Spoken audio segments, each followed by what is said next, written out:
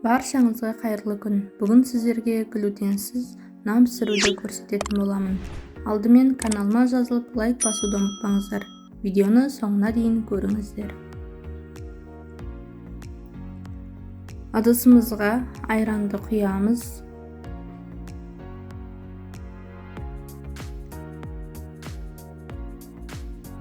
Бір шай қасық содан саламыз.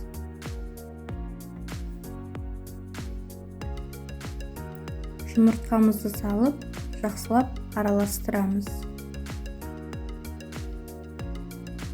Және жарты шай қасық тұзымызды қосамыз.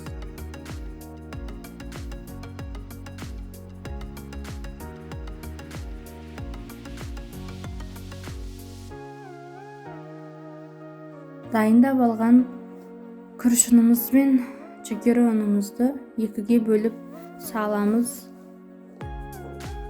Бір келкі масса болғанша араластырамыз.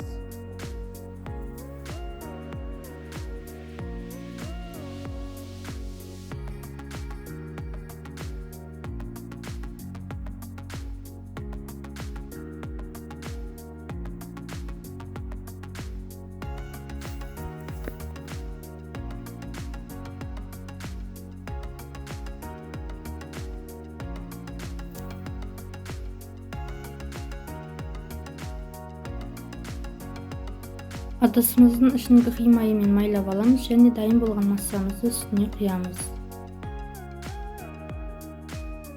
Алдын ала пешімізді 180 градусқа қыздырып қоямыз.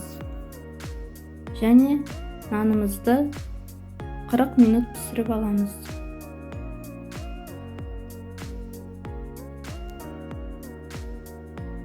Көріп тұрғандарыңыздай, нанымыз көтеріліп, әдемі болып піскен.